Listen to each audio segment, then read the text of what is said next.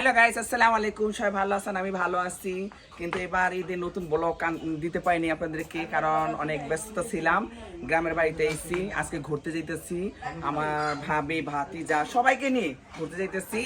আর এই আমার নতুন ব্লগ আজকে দেখবেন, কোথায় কোথায় যাই, সাথে থাকেন। এই সে বাইক নিয়ে ভাইয়ের সাথে যাব বাইকে, আর ওনারা অটো দিয়ে আসতেছে। ভাই নিয়ে আসলো বাইক, বাইকে উঠে যাব। সবাই সাথে থাকেন। উঠে গেলাম, তো ভাই চালাইতেছে বাইক, আর আমি এই যে বাইকে। মেইন রোড তো অনেক কষ্ট, দেখেন কত আবচার বাচ্চার দিয়ে যাইতেছি, বাচ্চারের ভিতর দিয়ে গাড়ি চলে।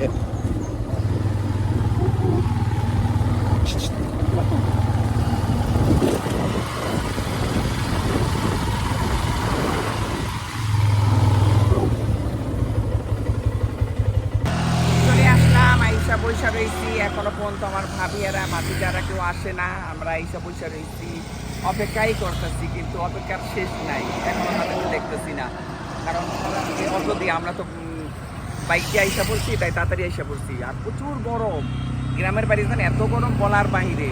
আগে জানে গ্রামে আসতাম না, কিন্তু আমার ভাবি আমাকে খুঁজতেছে, পাইতেছে না।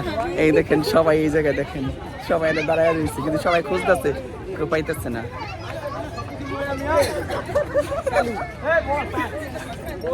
ওই যে আমার খালাতো বোন খুঁজতেছে, এই যে খালাতো ভাই। প্রচুর ভিড়, অনেকক্ষণ ধরে দাঁড়ায় রয়েছি, এখনো পর্যন্ত পারছি না। ঢোকার কোনো পেস নাই, ঢোকার মতো দেখেন কত ভিড়। অনেক সুন্দর করছে, এবার নতুন করছে এটা, এই চাইনিজটা নতুন করছে, পানির উপরে ভাসানো। প্রজেক্টের উপরে প্রজেক্ট আছে না, দেশ গ্রামে মাছের প্রজেক্ট কয়, প্রজেক্টের এনে ভাসানোর উপরে অনেক সুন্দর করছে।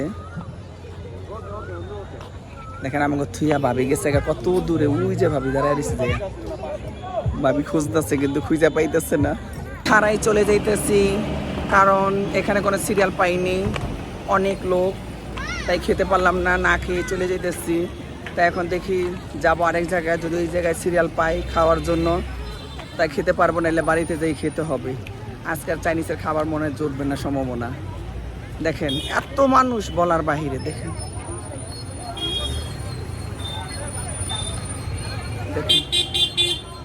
আর এখানে তো অনেক সিরিয়াল।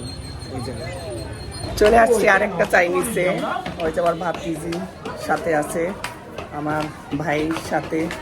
ওখানে খেতে পাইনি, তাই এই জায়গায় চলে আসলাম। চাইনিজটা অনেক সুন্দর, আসলাম, দেখলাম অনেক সুন্দর। ওখান থেকে অনেক সুন্দর, কিন্তু ওখানে পানির ভিতরে পড়ছে তো, তাই ভাল লাগছে। তারপরও এখানে আরো সুন্দর এই জায়গাটা,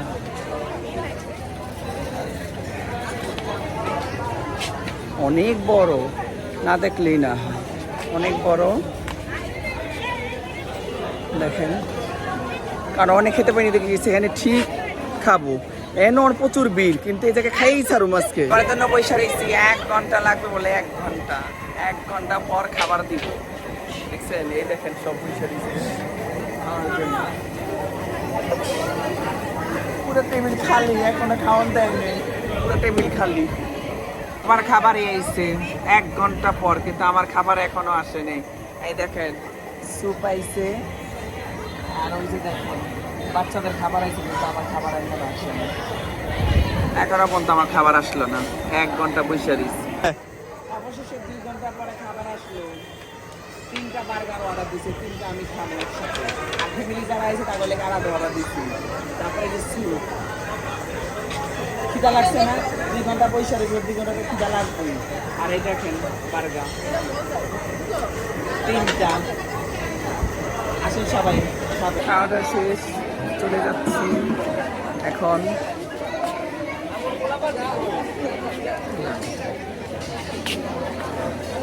খাওয়া দাওয়া শেষ, এখন চলে যাচ্ছি। আমাকে বাচ্চা কাছে খুঁজে পাইতেছি না, বাচ্চারা কোথায় গেছে? ওই তো বাচ্চারা দোলনা খেতেছে, এই দেখো বাচ্চাকে পাইছি খুঁজে। শেষ, খাওয়া দাওয়া শেষ, চলে যেতেছি। খাবার অনেক মজাই, ভালো মতো খাইলাম, মজাই লাগলো খাবার। অ্যাকচুয়ালি বাসায় চলে আসলাম, রাত্রে আর খাওয়া দাওয়া করবো না, বাইরে থেকে খাওয়া দাওয়া করে আসলাম।